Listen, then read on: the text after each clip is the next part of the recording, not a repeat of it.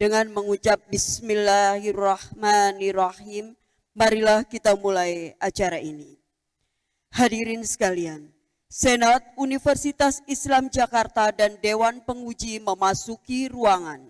Hadirin dimohon berdiri.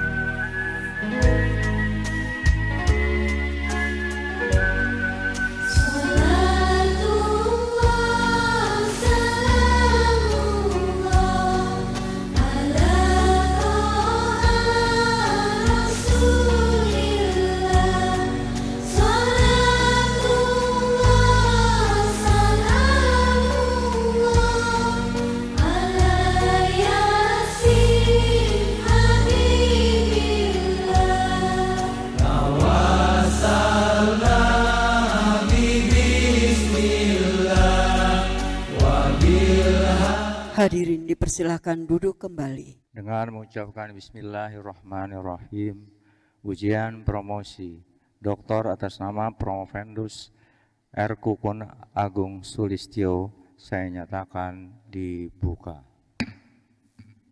Kepada Promovendus R. Kukun Agung Sulistyo dipersilahkan memasuki ruangan. Saudara Promovendus R. Kukun Agung Sulistyo, apakah saudara siap untuk mengikuti ujian promosi hari ini? Apakah disertasi saudara sudah dicek plagiat? Silakan menuju podium. Assalamualaikum warahmatullahi wabarakatuh. Yang terhormat tim penguji, tim promotor, serta Bapak Ibu hadirin yang berbahagia, izinkan saya memperkenalkan tim penguji dan tim promotor kepada hadirin. Ketua tim penguji merangkap promotor saya sendiri, sekretaris penguji merangkap penguji Prof. Dede Rosada MA, penguji Profesor Dr. Marhamah MPD, penguji Dr. Atabik Lutfi MA, ko-promotor Dr. Popi Puada, dan penguji eksternal Profesor Dr. Susanto MA. Selanjutnya kami persilakan kepada Promovendus untuk mempresentasikan hasil disertasinya tidak lebih dari 10 menit. Kami persilakan. Terima kasih Prof atas waktunya untuk saya. Bismillahirrahmanirrahim. Assalamualaikum warahmatullahi wabarakatuh.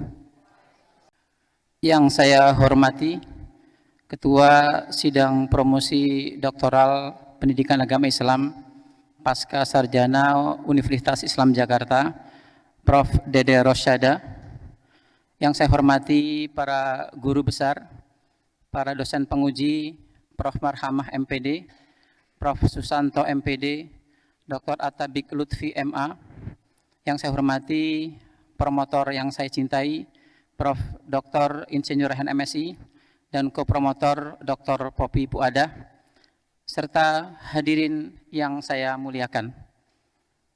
Segala puji bagi Allah atas segala rahmat dan karunia-Nya, sehingga pada kesempatan pagi hari ini saya mendapatkan waktu yang luar biasa untuk mempresentasikan hasil penelitian disertasi saya dengan judul pengembangan model ICB sebagai media komunikasi pembelajaran antar subjek pada proses pembelajaran BTQ. Hadirin sekalian, penelitian ini merupakan bagian dari upaya untuk memberikan kontribusi terhadap pengembangan pendidikan, khususnya bagaimana membangun sebuah komunikasi pembelajaran yang lebih terintegrasi antara sekolah dan keluarga sebagai sebuah institusi pendidikan.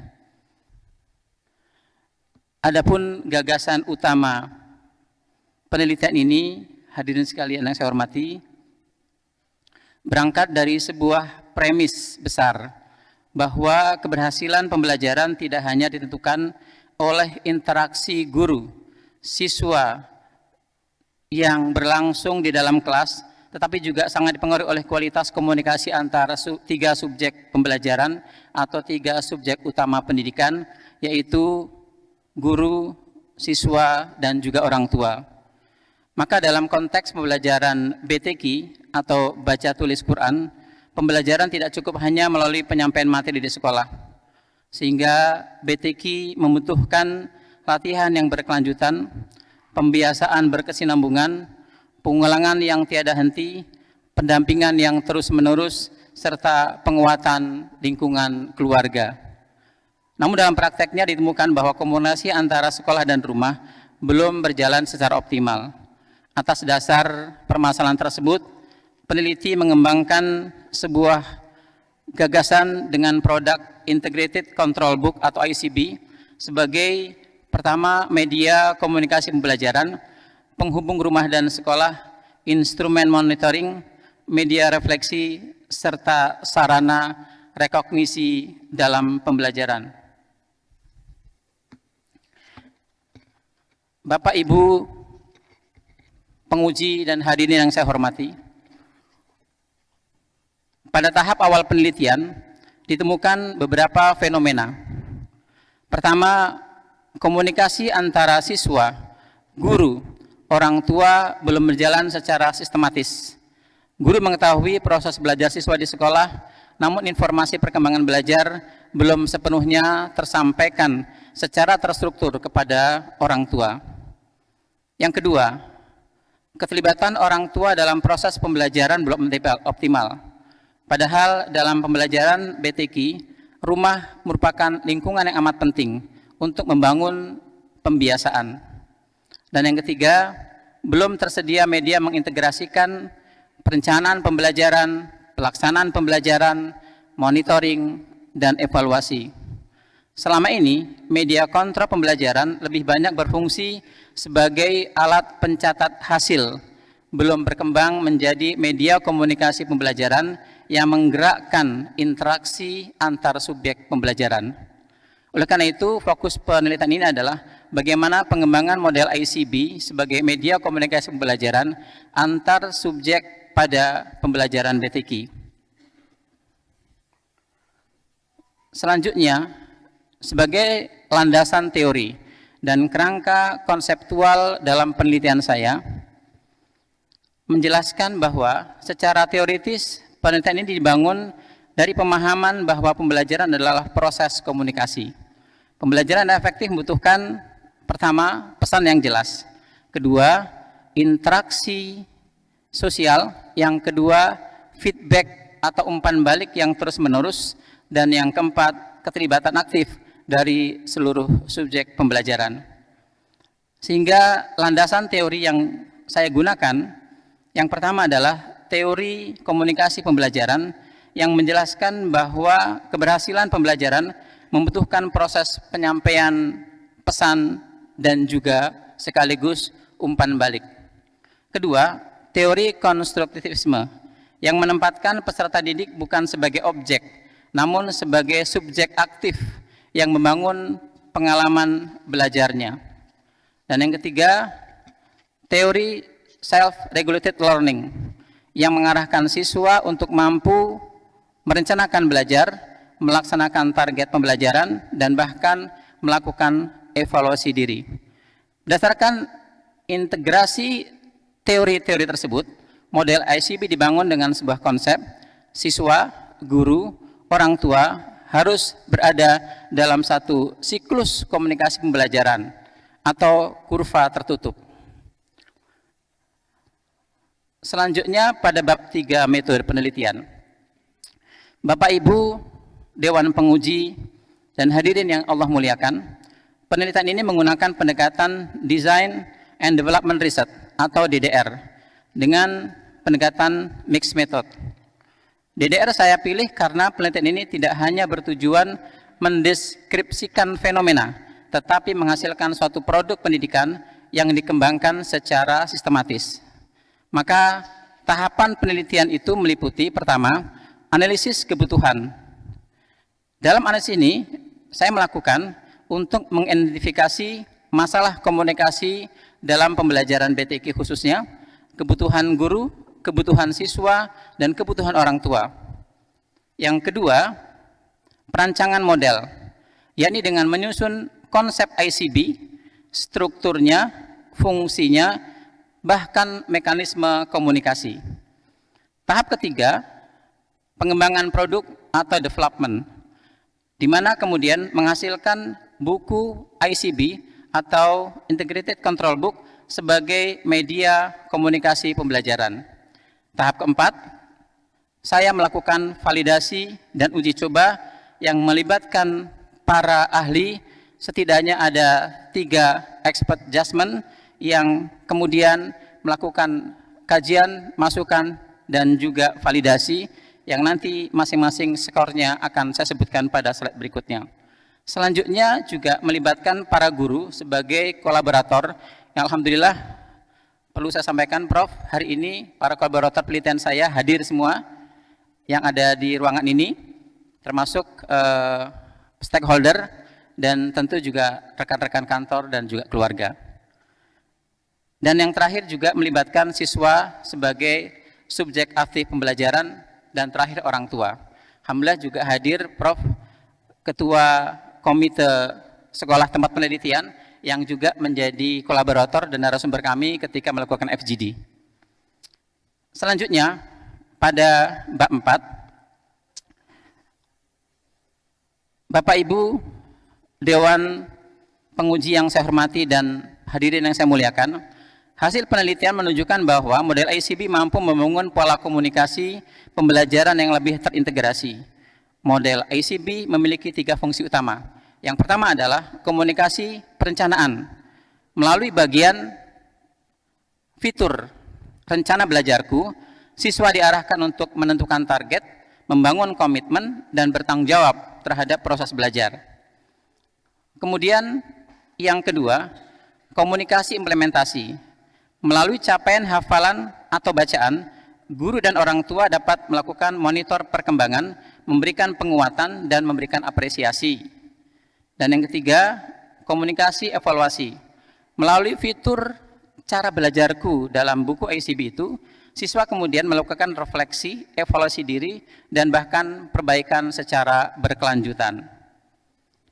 Maka didapatkan sebuah hasil validasi dan uji efektivitas yang saya lakukan dalam proses penelitian tersebut sebelum implementasi, berdasarkan hasil validasi ahli dari validator expert judgment ahli pendidikan dengan skor 125 dengan persentase 96,2%, di mana sebagai validator tersebut adalah Prof. Dede Rosada.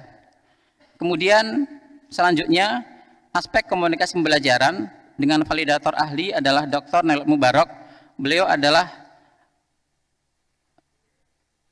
sekarang sebelumnya Ketua Kaprodi di PT IKI, kalau tidak salah sekarang beliau sudah Kepala Biro BAK di PT IKI dengan skor 122 dan persentase nilai 93,8%. Yang ketiga, aspek media pembelajaran dengan validator aspek adjustment adalah Dr.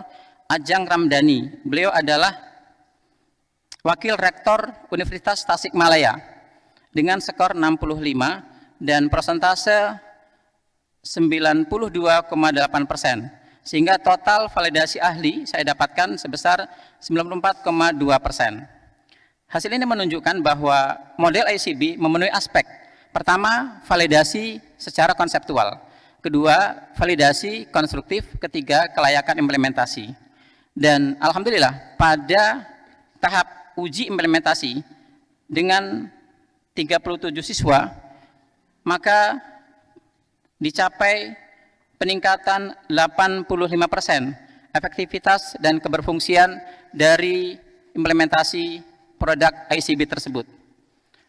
Dan mengalami peningkatan hasil belajar, di mana respon pengguna menunjukkan guru sebesar 87,5%, orang tua 86,9%, siswa 86,6%. Hasil tersebut menunjukkan bahwa peningkatan keterlibatan guru dapat dirasakan dan terlibat aktif. Yang kedua, peningkatan kontrol orang tua melalui rekognisi atas buku ICB pada proses implementasi, dan yang ketiga peningkatan kesadaran belajar siswa pada fitur refleksi siswa. Maka kemudian Model akhir dari novelty penelitian ini perlu saya sampaikan kepada Bapak Ibu Dewan Penguji dan hadirin yang saya muliakan, bahwa temuan utama penelitian ini adalah bahwa ICB bukan sekedar buku kontrol, di mana ICB merupakan model komunikasi pembelajaran siklik atau sebuah siklus yang mengintegrasikan fungsi perencanaan, pelaksanaan, monitoring, refleksi, dan perbaikan. Kebaruan dari penelitian ini terletak pada 3 hal. Pertama, pergeseran paradigma dari administrasi kontra pembelajaran menjadi sistem komunikasi pembelajaran terintegrasi. Kedua, rekonstruksi peran subjek pendidikan, siswa, guru, orang tua, yang tidak hanya sebagai penerima informasi, namun juga menjadi aktor komunikasi pembelajaran yang aktif saling berinteraksi. Ketiga, model dikembangkan melalui proses ilmiah, analisis kebutuhan, desain, validasi, implementasi, dan evaluasi. Sehingga kontribusi teori yang dihadirkan dalam penelitian disertasi ini adalah bahwa berdasarkan hasil penelitian ini saya mengusulkan sebuah konsep model komunikasi pembelajaran berbasis kontrol terintegrasi atau Integrated Pedagogical Control Communication Theory, yakni sebuah konsep komunikasi pedagogis yang menempatkan kontrol, refleksi, dan feedback sebagai bagian integral yang tidak terpisahkan dalam sebuah proses pembelajaran.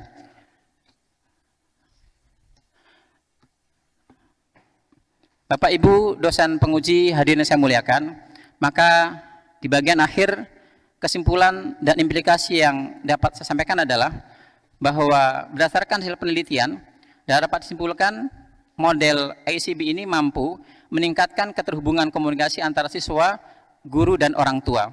2, mendorong keterlibatan aktif seluruh subjek pembelajaran. 3, membentuk budaya belajar yang reflektif dan bertanggung jawab. Lalu apa implikasi penelitiannya? Secara teoritis, penelitian ini memperkuat pandangan bahwa komunikasi merupakan inti dari sebuah proses pembelajaran. Dan secara praktis, ICB dapat menjadi alternatif media pembelajaran untuk sekolah Islam, untuk pembelajaran BTQ, dan untuk penguatan keterlibatan keluarga. Bapak Ibu, dosen penguji yang saya hormati dan hadirin saya muliakan, maka di bagian akhir saya ingin menyampaikan sebuah closing statement bahwa akhirnya penelitian ini ingin menegaskan pendidikan bukan hanya proses transfer ilmu dari guru kepada siswa. Pendidikan adalah proses membangun ekosistem pembelajaran yang melibatkan sekolah, keluarga, dan peserta didik. Dan yang ketiga, penelitian ini tidak berhenti pada menghasilkan sebuah buku, tetapi menghadirkan sebuah model komunikasi pembelajaran yang menjadikan pendidikan sebagai perjalanan bersama antar siswa, guru, dan orang tua. Demikian hasil paparan hasil penelitian saya. Saya mengucapkan terima kasih atas perhatian dan kesempatan yang diberikan.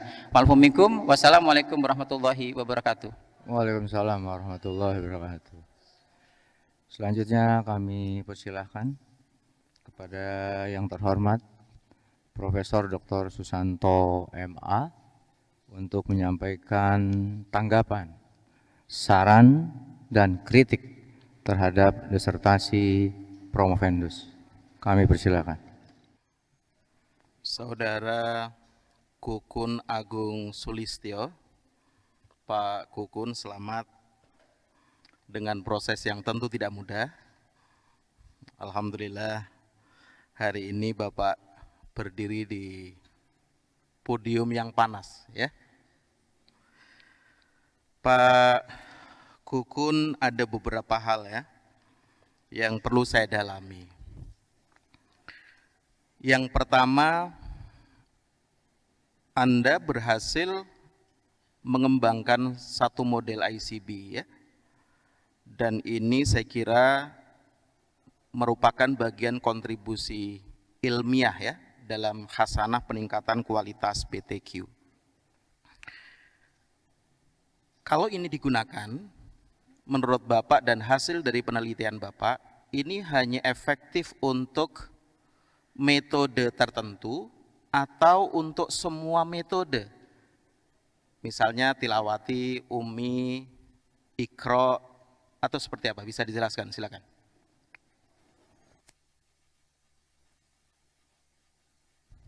Terima kasih Prof. Luar biasa pertanyaan sekaligus arahan dari Profesor pada hari ini, bahwa apakah buku ini atau produk ini bisa diimplementasikan untuk mata pelajaran yang lain, kira-kira gitu mungkin ya Prof ya, selain BTQ. Sementara metode BTQ itu banyak, ada Kiroati, ada Umi, ada Barki, ada Baligo, dan seterusnya. Mohon izin Prof, pada penelitian ini saya tidak menekankan pada metode yang diterapkan oleh masing-masing, anggaplah itu sebagai sebuah foundation atau sebagai sebuah founder pemilik sistem baca tulis Quran.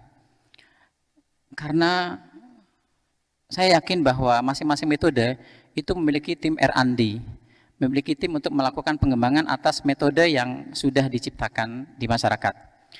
Maka saya fokus bukan pada metode BTQ-nya, namun pada membangun sebuah siklik komunikasi yang tidak linier. Ada umpan balik, ada feedback berkelanjutan. Bila dianalogikan pada sebuah simbol segitiga kurva tertutup, kira-kira kurang lebih seperti ini Prof. Jika ada 3 sudut dalam segitiga, di mana 3 sudut ini masing-masing punya peran sebagai subjek pembelajaran.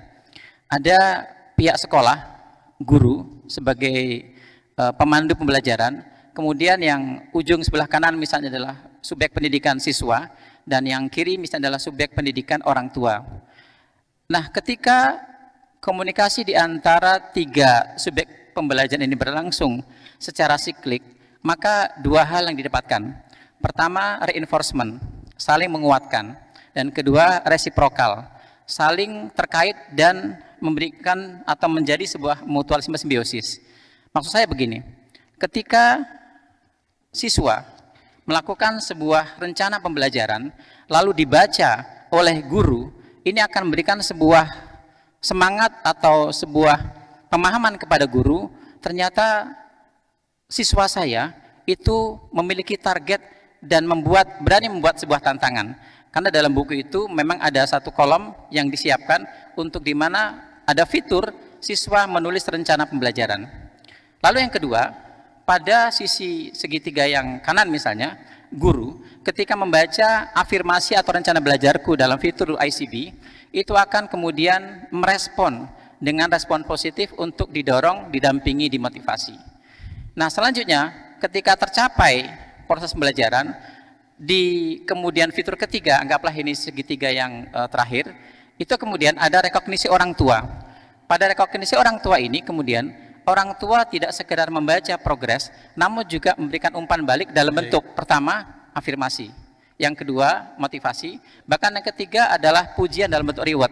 Nah, nanti kalau sudah dicapai akan diberikan reward dan seterusnya. Baik, poinnya sudah bisa kita tangkap ya. Terima kasih Prof. Kalau dilihat dari hasil temuan Anda, ini kan efektif ya. Uji efektivitasnya kan bagus ya. Betul, bahwa ICB ini efektif. Tapi kalau kemudian suatu saat ada peneliti baru menemukan yang lebih praktis, lebih mudah, lebih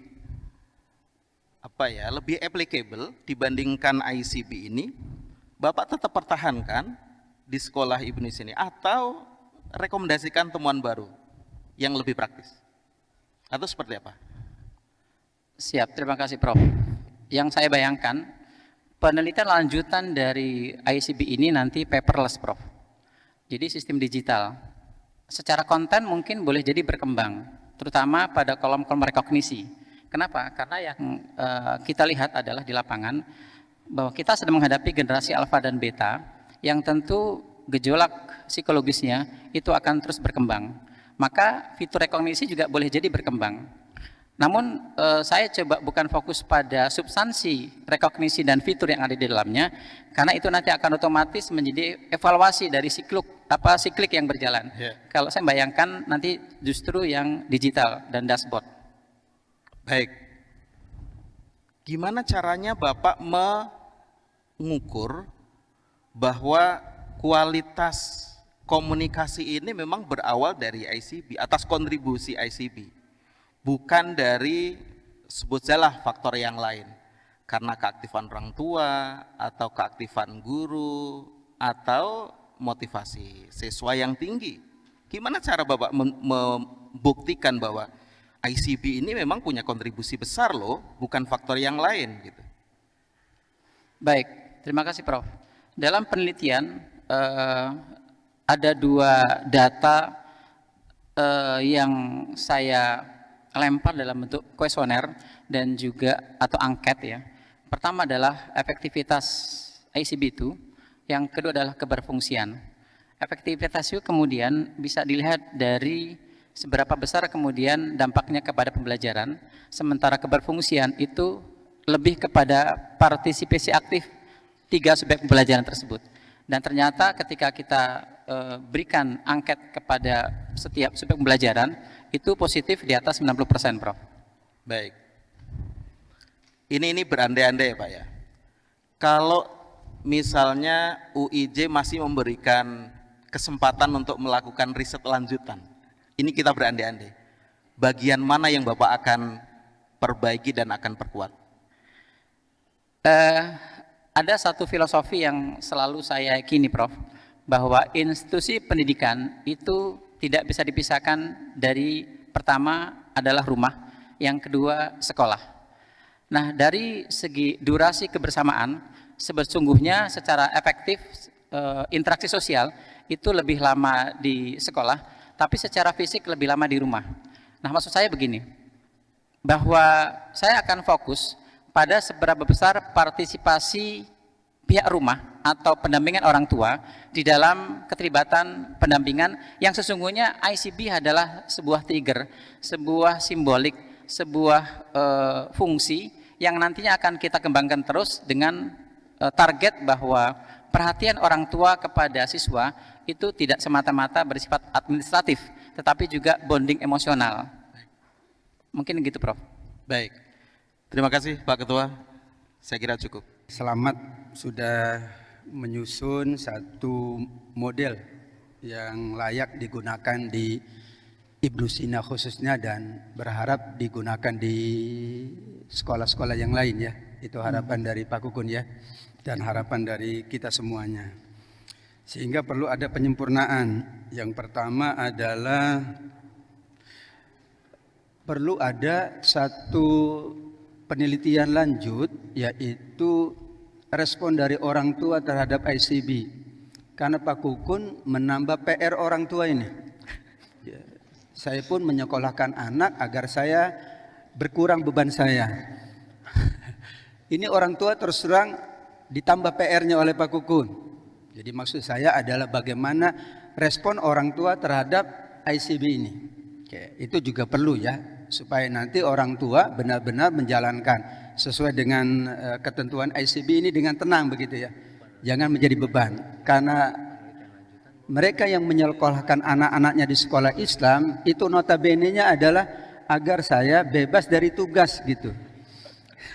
Tugas keagamaan, karena itu tugas paling utama kan gitu ya. Oke, satu. Nanti ditanggapi. Yang kedua adalah lebih banyak soal komunikasi sini ya.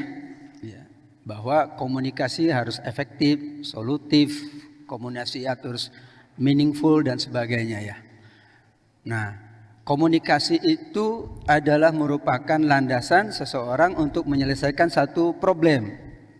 Nah, kira-kira menurut Pak Kukun, komunikasi untuk BTQ ini apakah juga bisa diterapkan pola komunikasi yang lama, yang lain, yang sama untuk yang lain selain BTQ misalnya? Karena anak-anak kan ada pembelajaran olahraga gitu ya, pembelajaran seni dan lain sebagainya. Kayak yang kedua.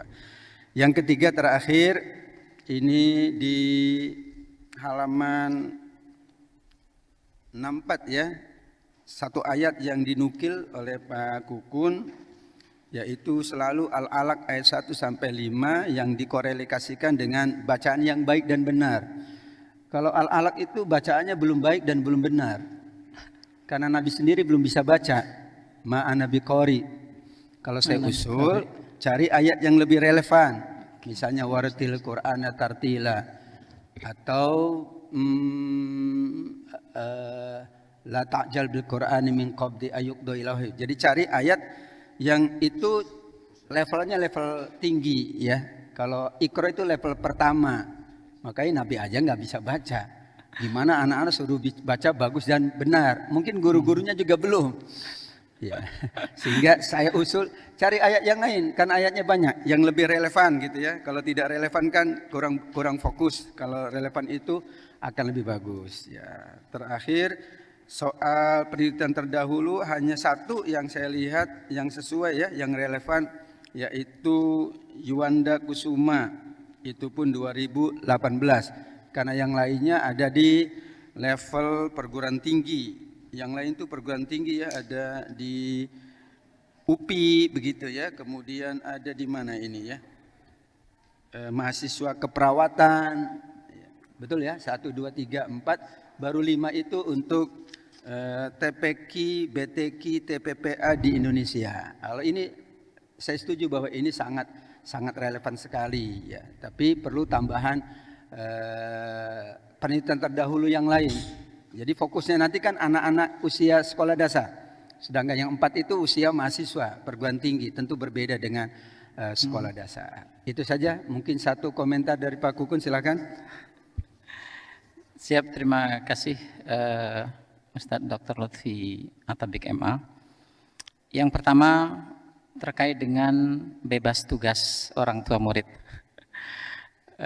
Di sini ada ketua komite, Prof, mewakili suara hati para orang tua murid yang juga mungkin ada orang tua yang lain yang merangkap profesi guru. Izin menjawab, ketika saya mengamati sebuah dinamika komunikasi dalam proses pembelajaran, sesungguhnya sebelum ada penelitian ini, sudah terjalin sebuah komunikasi langsung antara pihak sekolah dengan pihak orang tua dalam bentuk yang pertama adalah mereka biasanya punya WA group, Korlas. Yang kedua, bila tidak puas, maka akan dilakukan komunikasi secara pribadi atau japri. Ini menarik karena sesungguhnya pihak orang tua itu menanti informasi dari sekolah. Contoh, Bu besok pakai seragam apa? Bu besok ulangan kisi-kisinya apa? Betul ya Bu ya? Tanya kisi-kisi supaya anak-anak bisa disiapkan untuk menjawab pertanyaan apa sekarang? ATS ya? PATS ya? Ya, namanya udah sering berganti. Atau di luar pembelajaran formal, kegiatan ekstrakurikuler misalnya, atau bahkan kegiatan informal lain, wisuda dan seterusnya, maka tanpa diminta, itu orang tua akan aktif untuk mencari informasi. Poinnya adalah bahwa komunikasi antar rumah dan sekolah sebenarnya sudah terjalin, namun belum terstruktur. Nah, maka ICB hadir untuk mencoba melakukan restrukturisasi komunikasi itu terarah dengan target yang atau goal yang jelas gitu. Nah, ketika ada anggapan bahwa apa nggak ngerepotin nih gitu. Sebetulnya dalam proses implementasi dan juga evaluasi penerapan penelitian ICB ini, saya mendapati bahwa sesungguhnya orang tua terbelah menjadi 2 klaster. Ada yang punya awareness yang cukup tinggi, ada yang memang saya bisa mengatakannya belum cukup baik awareness-nya gitu. Nah, ternyata ketika awareness-nya cukup tinggi dan itu memang kita lakukan sosialisasi untuk implementasi, itu punya pengaruh signifikan kepada siswa. Sementara yang awareness-nya ya, maaf, sudah tersosialisasikan lebih awal ya. Betul. Sudah tersosialisasikan lebih awal kepada orang tua. Orang tua. Oke. Itu saja cukup, insya Allah. Siap. Terima kasih ya, karena waktunya sudah menjelang zuhur. Oke, baiklah. Tadi sudah banyak sekali yang mempertanyakan tentang disertasi Bapak ya, yang berjudul Pengembangan Model ICB sebagai Media Komunikasi Pembelajaran Antar Subjek pada Proses Pembelajaran BTQ. Oke. Saya akan melihat dari perkembangan zaman aja ya Pak ya, yang mau saya tanyakan. eh, penelitian tentang ICB ini ya, sebagai media komunikasi yang menghubungkan guru, siswa, dan orang tua. 3 komponen ya Pak ya. Menurut Bapak dalam perspektif teknologi pendidikan, saya mau melihat dari teknologi pendidikan modern ya, apakah keberhasilan pembelajaran BTQ ini lebih ditentukan oleh media ICB ya, yang Bapak kembangkan, atau oleh kualitas interaksi dan komunikasi para subjek yang terlibat, yang 3 tadi ya. Oke. Coba Bapak jelaskan berdasarkan teori komunikasi pembelajaran dan teori sistem. Baik, terima kasih Prof. Marhamah izin menjawab, dan saya izin buka contekan di bab 2 Prof. Terkait dengan produk ICB yang saya kembangkan, saya mengambil beberapa teori yang cukup fundamentalis, di mana salah satunya adalah teori konstruktivisme oleh John Piaget, kemudian teori konstruktivisme oleh Vygotsky, lalu teori progresivisme John Dewey, dan yang juga tidak kalah menarik adalah teori dari Prof. Dede Rusada, Quality Instruction atau QI, tentang strong impact on student outcome. Izin Prof, saya kutip teorinya Prof. Dede, karena ini adalah sebuah daya tarik untuk saya pengembangan ICB. Baik, tadi pertanyaan dari Prof. Marhamah adalah bahwa apakah kualitas pembelajaran nanti ini ditentukan oleh produk ICB atau kualitas komunikasi antara 3 subjek pembelajaran, orang tua, guru, dan juga siswa. Karena dasar pengembangan ICB ini saya berangkat dari teori-teori yang tadi sudah saya sebutkan, tentang asimilasi dan akomodasi misalnya, tentang pembelajaran kolaboratif misalnya, kemudian tentang bahwa John Dewey dalam progresivisme menjelaskan bahwa siswa sebagai subjek pendidikan perlu dilakukan rekonstruksi dan reorganisasi dalam proses pembelajaran, dan terutama juga tadi teorinya Prof. Dede Rusada tentang quality instruction. ICB adalah sebuah perangkat, adalah sebuah alat, adalah sebuah tools yang sengaja direkonstruksi ulang dengan teori-teori tadi itu, agar komunikasi yang berlangsung selama proses pembelajaran itu terstruktur dengan bentuk kualitas yang kita inginkan. Sehingga ketika pertanyaannya, apakah faktor penentunya ICB atau kualitas komunikasi? Izin menjawab Prof, bagi saya keduanya tidak bisa dipisahkan. Kualitas komunikasi adalah output dari terrekonstruksi dan terorganisasinya pola komunikasi pada satu tujuan tertentu tadi itu, maka dampaknya adalah terjalin kualitas komunikasi.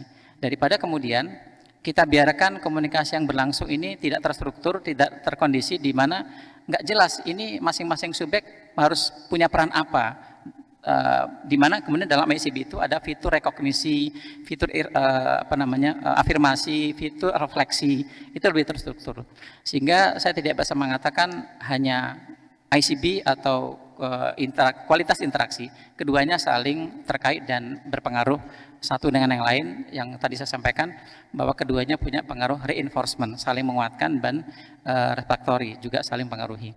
Saya kira itu mungkin Prof dari saya. Oke, baik. Produknya ini ya Pak ya? Iya betul ya, Prof. Artinya ini ICB-nya ya? Betul Prof. Oke. Artinya ini masih dalam bentuk media cetak? Betul Prof. Oke. Sekarang kalau kita kaitkan dengan perkembangan teknologi sekarang, ada AI. Nah, itu ya AI sebagai, kalau kita kaitkan dengan learning analytic ya, platform komunikasi digital semakin pesat dengan munculnya AI tadi ya. Jika penelitian ini dikembangkan 5-10 tahun ke depan, ini ke depan, kita ngomong ke depan ya Pak, bagaimana Bapak memproyeksikan evolusi ICB agar tetap relevan dan mampu meningkatkan keberfungsian komunikasi pembelajaran? Apa peluang dan risiko yang mungkin muncul ya dari transformasi tersebut.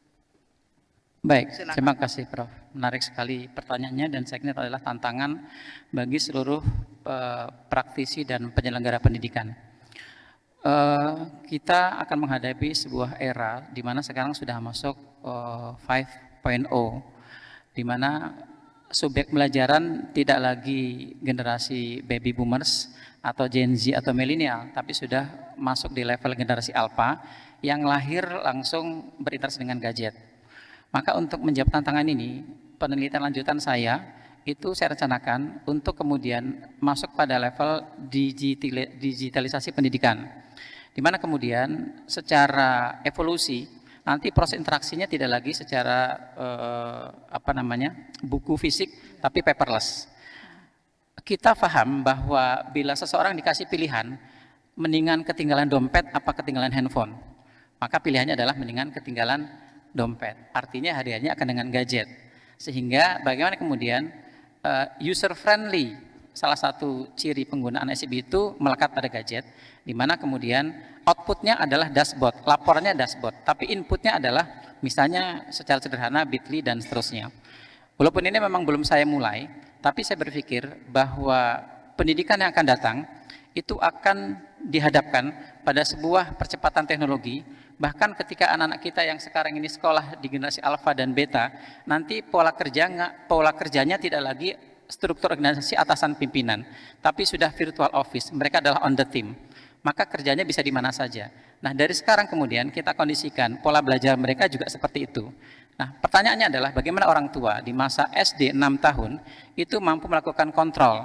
Maka secara sederhana begini Prof, mohon izin, dimulai dari misalnya ketika seorang siswa datang ke sekolah, itu sudah ada absen face recognize, sehingga ternotifikasi di handphone orang tua bahwa siswa atau putranya sudah sampai di sekolah. Atau nanti ada semacam link yang disiapkan oleh pihak sekolah, ketika pembelajaran di kelas, mereka bisa streaming, bisa menyaksikan.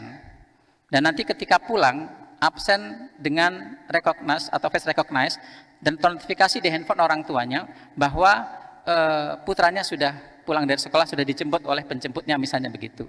Dan seterusnya, e-learning hybrid akan berevolusi menjadi proses pembelajaran digital yang boleh jadi kita sudah tidak ada di dunia ini, murni atau full digital. Sehingga output dari raporan itu enggak lagi fisik, tapi sudah paperless dan bentuknya adalah dashboard. Saya kira itu mungkin Prof. Terima kasih. Oke, saya kira memang sudah diperhitungkan ya dengan perkembangan teknologi yang pesat ini ya Pak. Sudah, Terima kasih Prof. jawabannya. Terima kasih Prof. Sekali lagi sukses. Disertasi ini sangat kreatif menurut saya. Banyak istilah-istilah baru yang memang kita agak ngeri-ngeri sedap mendengarnya itu kan. Komunikasi pembelajaran, ini kan baru Pak. Belum ada disiplin ilmu atau cabang ilmu yang dilakukan komunikasi pembelajaran. Ya ada komunikasi politik gitu kan. Orang pelajaran biasanya nyebutnya media pembelajaran aja gitu. Nah, kenapa? Karena pendidikan dengan komunikasi itu beda epistemologi, Pak. Komunikasi epistemologinya tidak pada goals, pendidikan pada goals, pada end product gitu kan, itu kira-kira. Sehingga orang-orang masih menghindari menggunakan istilah itu, tapi Pak Gun mau menggunakan istilah itu silahkan, tapi mohon ada penjelasan, Pak. Kenapa kita pakai istilah komunikasi pembelajaran? Dan bahkan mungkin nanti dalam kajian teorinya, sehingga bisa muncul ilmu baru gitu, komunikasi pembelajaran. Termasuk ekosistem pembelajaran. Ini juga baru bagi saya sebagai orang pendidikan ya, selama 30 tahun saya sebagai dokter pendidikan, baru juga mendengar istilah ekosistem pembelajaran itu kan. Karena ekosistem itu yang saya tahu, ekologi itu adalah sampah masuk tanah, sampah hilang, masuk jadi humus. Humus di situ tumbuh pohon rambutan, jadi buah rambutan, humusnya udah hilang gitu kan. Kalau pendidikan, kurikulumnya ada, gurunya ada, tapi terjadi perubahan gitu. Maka epistemologi pendidikan itu kan pada perubahan. Kalau Bapak ingin pakai silahkan, tapi tadi ada penjelasan bagi saya. Ada penjelasan kenapa pakai istilah ekosistem ya. Sehingga kemudian dia tidak melebur ke dalam perubahan yang berikutnya gitu. kurikulumnya ada, metodenya tetap ada, gurunya tetap ada, tapi orangnya berubah. Itu yang pendidikan tuh seperti itu, Pak. Seperti itu ya Pak Kukun ya. Itu yang kedua. Tapi itu baru bahannya saran-saran saya saja, Pak. Saran-saran saya aja. Kemudian pertanyaan saya adalah bahwa Bapak menggunakan DDR, Design Developmental Research.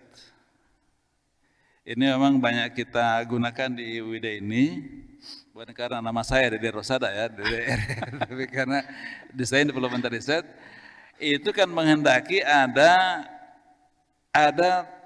something new as a creative work dari Pak Kukun. Dalam desain ICB ini apa yang original karya Pak Kukun? Sini kira-kira Bapak menjelaskan dalam buku ini apa yang original punya karya Pak Kukun? Silakan. Terima kasih Prof. Menarik sekali dan sebuah tantangan untuk saya Prof. Pertanyaan ini. Mohon izin Prof. Saya memang menggunakan DDR, Design Development Research. Kenapa? Karena memang ini cenderung reformulasi. Namun tahapannya saya tetap menggunakan R&D, Analyze, Design, Development, Implementation, Evaluation. Nah, di dalam produk ICB ada fitur-fitur yang saya tambahkan sebagai sebuah fitur baru yang belum ada di sebelumnya di sekolahan. Yang pertama adalah tentang afirmasi siswa, rencana belajarku. Di fitur ini kemudian siswa harus berani mulai membuat semacam deklarasi belajar. Mendeklar saya akan belajar membaca Quran atau menghafal pada juz ini, surat ini. Yang selama ini mereka cuma sebagai objek. Disuruh sama guru, nak besok kamu ngapal ini ya gitu. Tapi kali ini kita geser menjadi subjek, sehingga harus melakukan sebuah deklarasi atau rencana belajarku. Nah yang kedua, ketika sudah ada rencana belajarku, maka kita berikan kesempatan orang tua terlibat. Dan disinilah kemudian ada kolom rekognisi orang tua.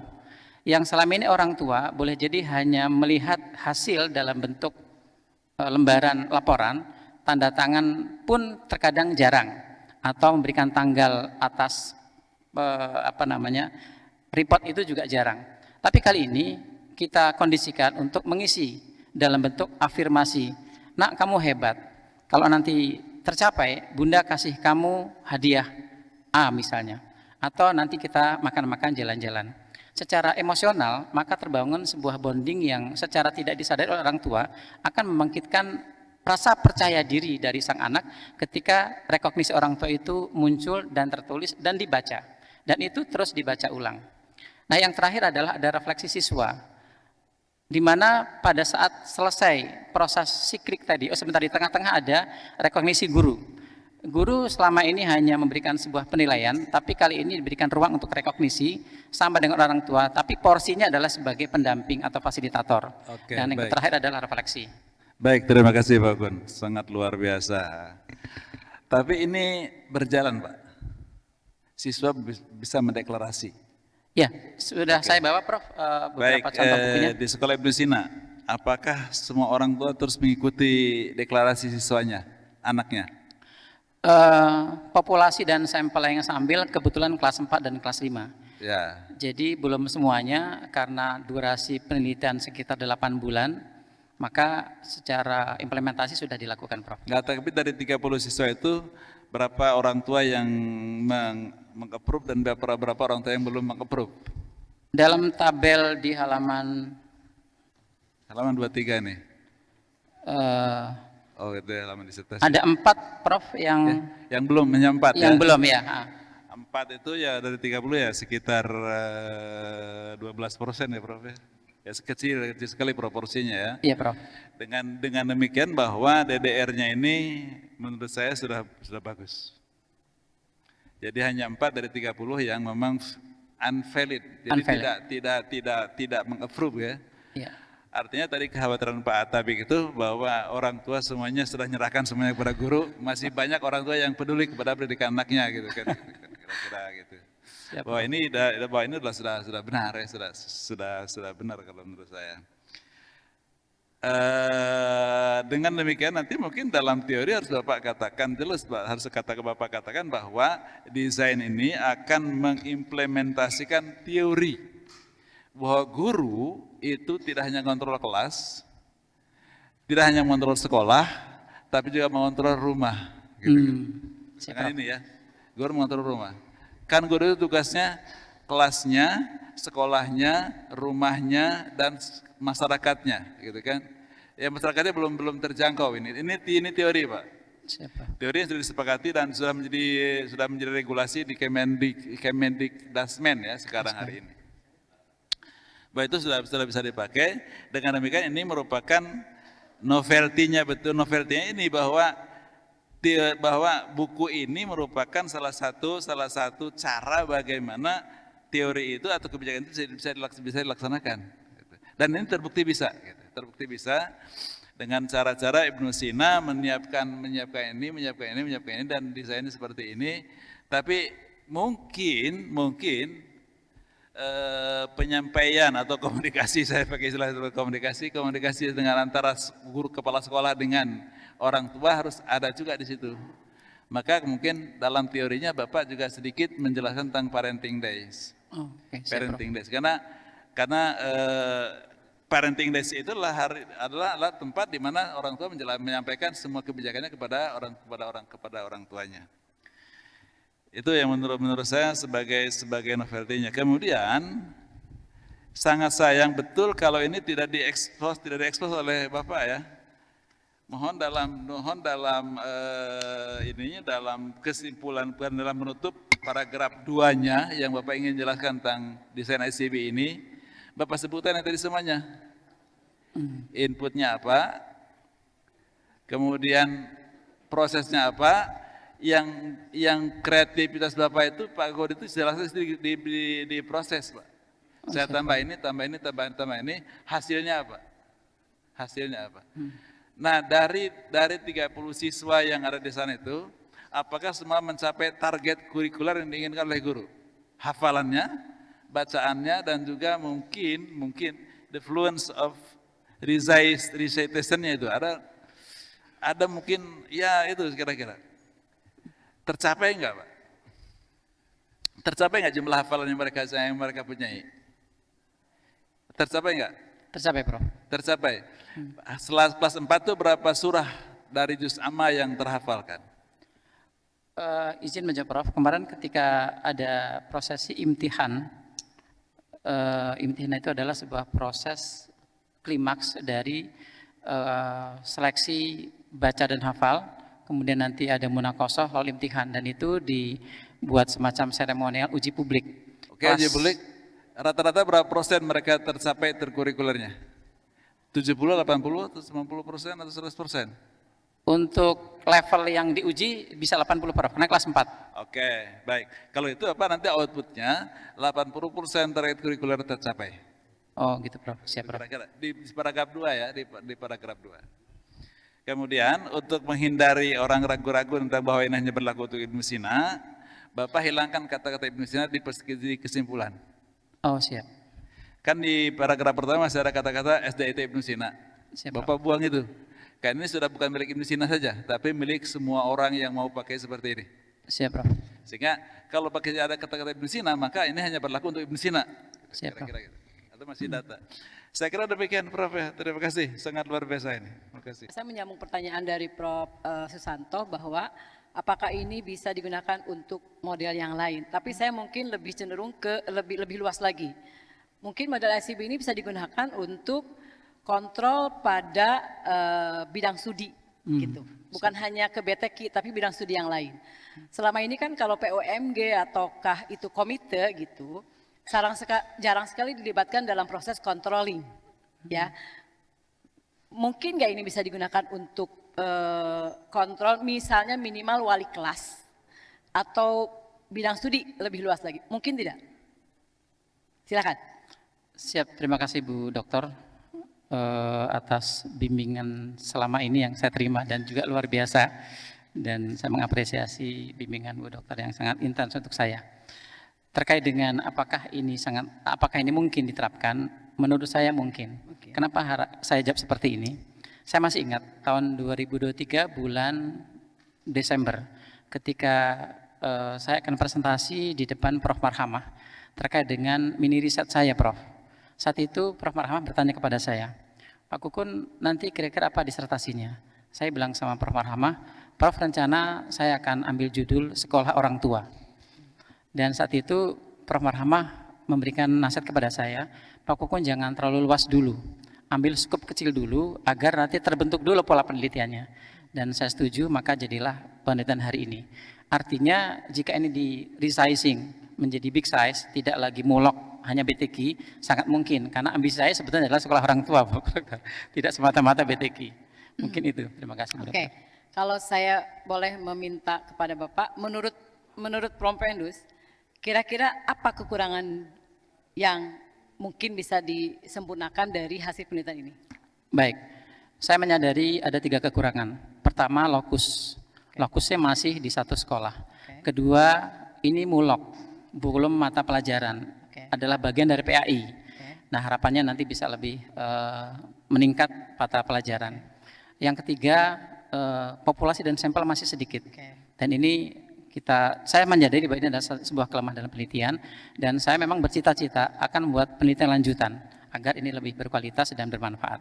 Saya gitu, Bro. Cukup, Prof. Terima kasih. Selamat sekali lagi, Pak Kukun. Semoga Terima kasih, Dokter. bermanfaat. Terima kasih. Assalamualaikum warahmatullahi wabarakatuh. Dan mohon maaf, sengaja saya tidak bacakan daftar riwayat hidup karena ada beberapa pertanyaan gitu. Jadi pertanyaannya dari daftar riwayat hidup. Nama lengkap Promovendus? Iya, izin Prof. Ada Enggak, dualisme. jawab aja. Nama lengkap Promovendus? Kukun Agung Sulistyo di ijazah, di KTP R Kukun Agung Sulistyo. R-nya apa? Raden. Oke, nanti karena itu berkaitan dengan ijazah ya. Oh, siap, Prof. Usia? 57.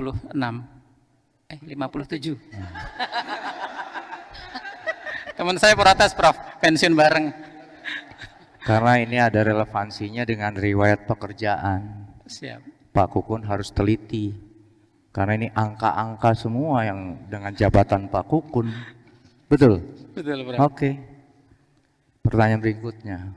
Berapa jumlah angka pada nomor HP Bapak? 9. Salah. 12 ya, Pak.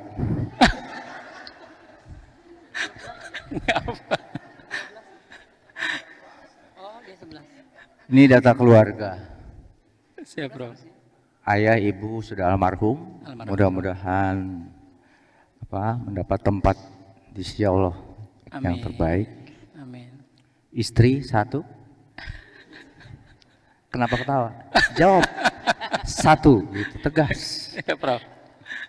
Anak putra putri 5. 5. Cucu 7. Cucu keempat namanya siapa? Hamzah. Hah? Salah. Yang meninggal sih, Pak. Lepas. Ini ya mudah-mudahan Bapak nanti di pekerjaan tidak terlalu salah melihat angka ya.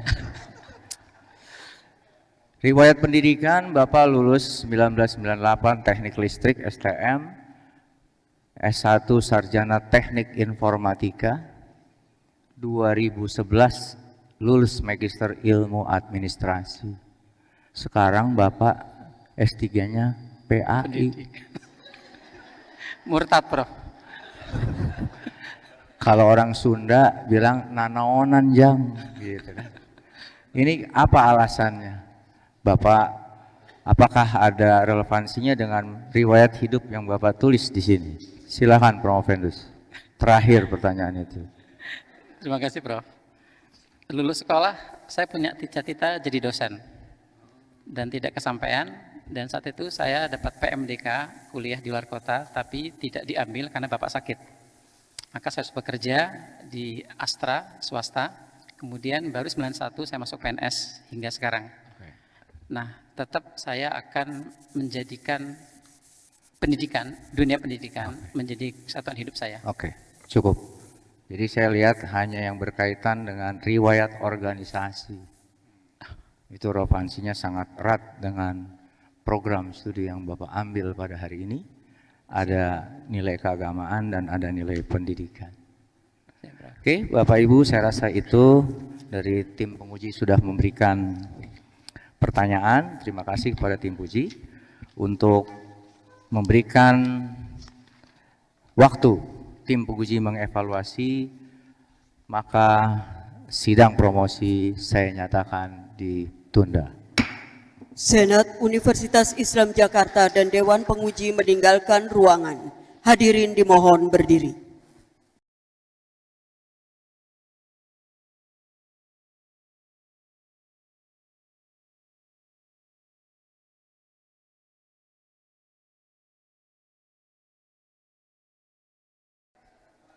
Sidang terbuka promosi doktor akan dilanjutkan kembali. Senat Universitas Islam Jakarta dan Dewan Penguji memasuki ruangan. Hadirin dimohon berdiri.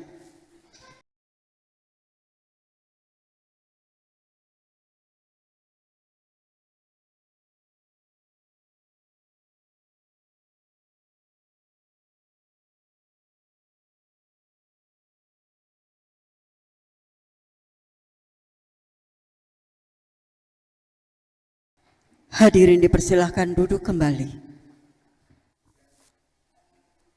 Ujian promosi doktor atas nama Promovendus R. Kukun Agung Sulistyo dinyatakan dibuka kembali. Kepada Promovendus R. Kukun Agung Sulistyo dipersilahkan memasuki ruangan. Yang terhormat tim penguji, tim promotor, serta Bapak Ibu hadirin yang berbahagia, perkenankan saya akan menyampaikan hasil evaluasi ujian promosi pada hari ini yang terdiri dari Ketua Sidang Merangkap Promotor saya sendiri, Sekretaris Merangkap Penguji Profesor Dr. Dede Rosada MA, Penguji Profesor Dr. Marhama MPD, Kopromotor Dr. Popi Puada, Penguji Dr. Atta Bikrut VMA, dan Penguji Eksternal Profesor Dr. Susanto. Berdasarkan hasil evaluasi tim penguji pada hari ini, Saudara Promovendus dinyatakan lulus dengan predikat terpuji atau cum laude.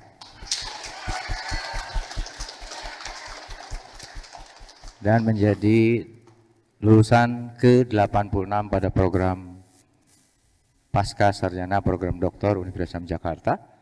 Penyerahan surat keterangan lulus. Hadirin dimohon berdiri.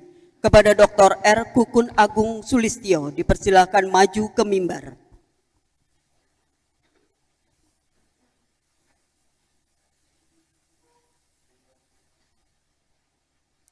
Kepada Dr. R. Kukun Agung Sulistyo, kami persilahkan untuk berfoto bersama Dewan Penguji di mimbar Guru Besar.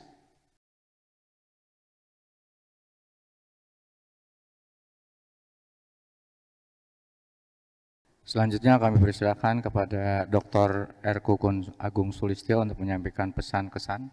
Waktu terbatas 3 menit, Pak. Karena mau sholat zuhur. Silakan.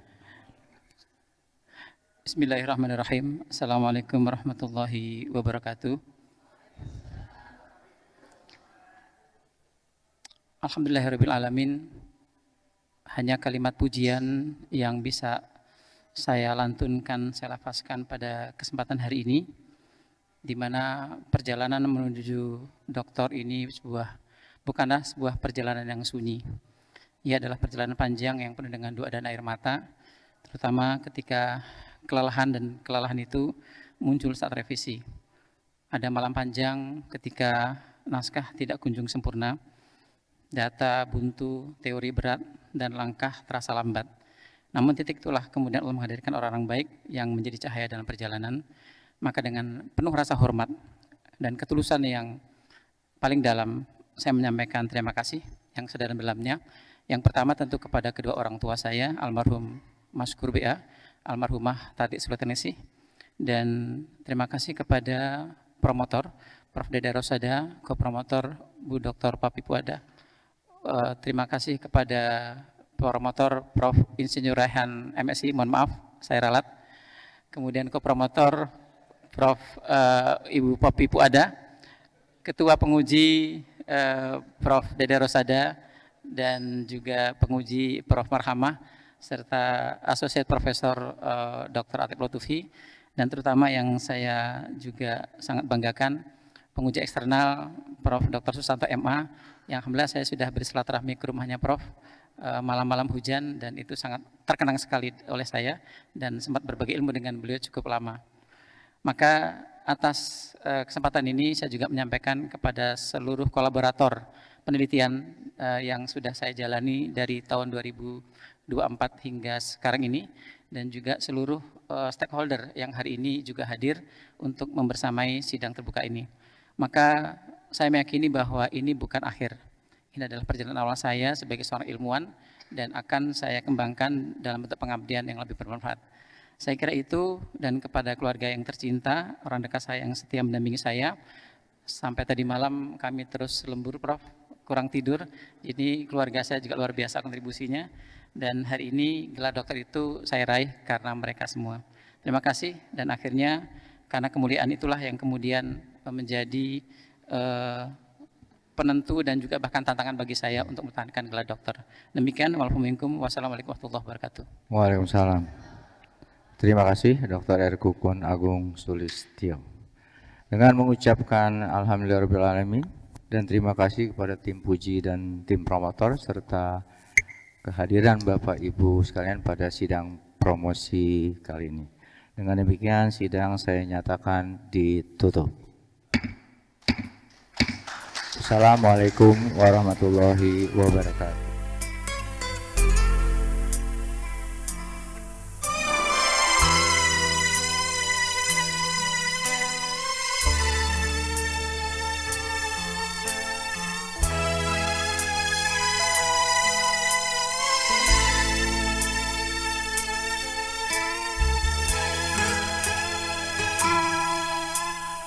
Please.